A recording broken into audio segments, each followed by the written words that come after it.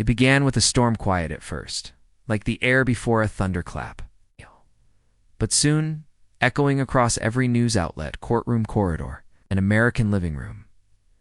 It was a Thursday morning when Senator John Kennedy, a man known more for his clever Southern wit than courtroom drama, marched into the federal courthouse in Washington, D.C.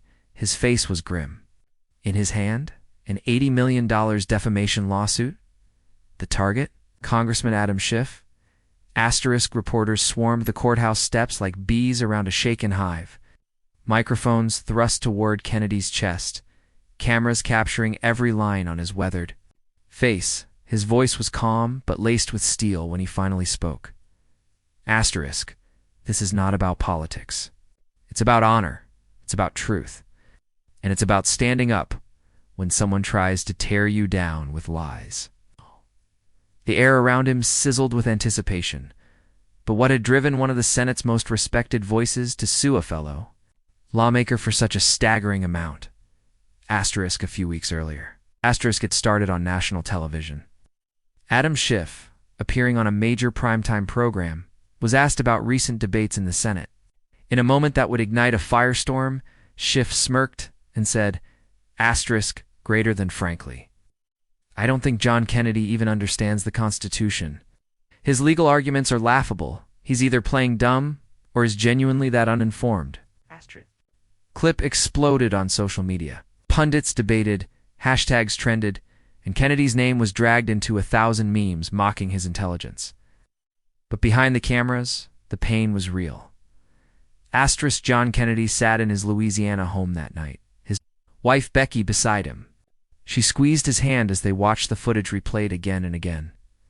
I've spent my life defending this Constitution, he murmured. I may talk slow, but I don't think slow. And I won't let that man reduce me to a joke.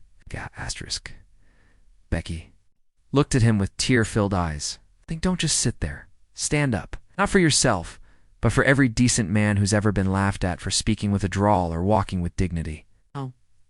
The lawsuit Kennedy's legal team, led by respected civil rights attorney Madeline Rosser, filed the suit based on defamation, emotional distress, and professional damage. They claimed Schiff's televised comments were not just insulting, they were malicious, untrue, and intentionally designed to harm Kennedy's reputation. Washington was stunned. Lawsuits between lawmakers were rare. Lawsuits this public even. Rarer. But the real shock was yet to come. The TV showdown in an unprecedented moment. Both men agreed to appear on a special edition of 60 Minutes Live to address the lawsuit and perhaps to find common ground. The stakes were high. The atmosphere was electric. Host Anderson Blackmore welcomed both guests, his voice serious. Tonight. Two of America's most recognizable political voices confront a controversy that has shaken Capitol Hill. Senator Kennedy, Congressman Schiff, thank you for being here. Kennedy went first. His voice trembled at times, but not from fear either, from the weight of betrayal and humiliation. I may talk different.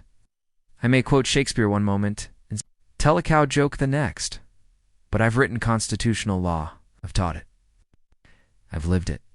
So when Mr. Schiff went on television and tried to reduce my life's work to a punchline, that wasn't just about me. It was about every kid from the South told he wasn't smart enough. Every farmer's son who dared to dream of Harvard. The audience was silent. Even the cameramen held their breath. Then Schiff leaned forward. And what he did next, no one expected. He took off his mic. I came here to argue, he began. But listening to Senator Kennedy just now, I realize I need to say something I never thought I would say on live television. He looked Kennedy dead in the eyes. Greater than I was wrong. Gasps rippled through the room. I let my ego get the better of me.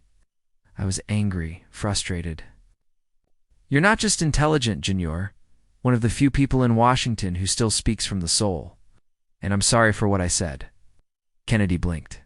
Slowly, his mouth parted, surprised. But Schiff continued. If you still want to sue me, I'll show up in court, no lawyers, no cameras, and I'll tell the truth under oath, because I deserve the consequences. The moment was electric. What began as a battle ended in one of the most heartfelt, unscripted acts of humility Congress had seen in years. The aftermath: Kennedy dropped the lawsuit, not out of weakness but out of grace.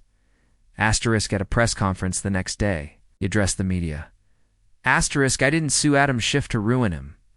I sued him to remind folks that words matter, that dignity still matters, and that even when you win a fight, sometimes the better victory is forgiveness. Asterisk, the clip went viral. Not because of drama, but because in a world so full of shouting, someone had chosen to listen, to reflect, to change.